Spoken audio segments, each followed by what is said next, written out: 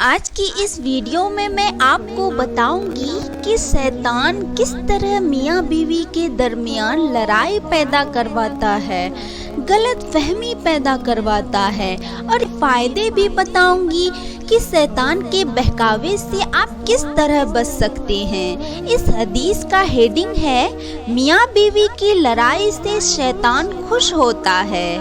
رسول صلی اللہ علیہ وسلم سے دریافت کیا گیا ہے کہ یا رسول اللہ، سب سے اچھی عورت دنیا میں کون ہے؟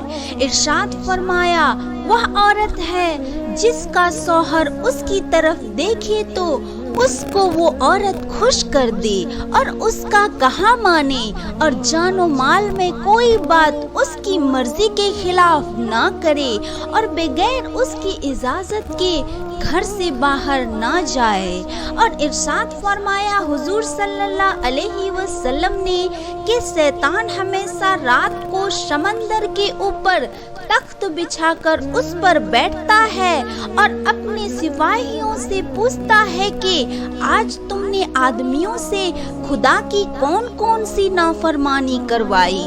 جواب میں کوئی شیطان کہتا ہے کہ میں نے لوگوں کی نمازیں قضا کروا دی، کوئی کہتا ہے کہ میں نے خون کروا دیا، کوئی کہتا ہے کہ میں نے شراب پلوائی۔ غرض اپنی اپنی رویہ اور شرارتیں بیان کرتے ہیں تو شیطان خفا ہو کر کہتا ہے دور ہو جاؤ، تم نے آدمیوں کو کچھ بھی نقصان نہیں پہنچایا۔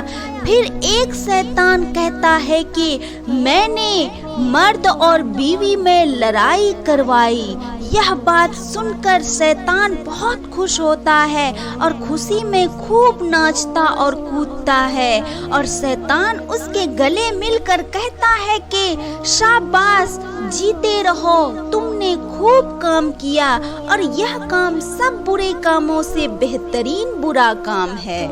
اس حدیث کا فائدہ ہے کہ مسلمان بھائیوں اور بہنوں، اس قصے سے سبق سیکھو اور آپس میں لڑائی جھگڑا کر کے شیطان کو خوش نہ کرو۔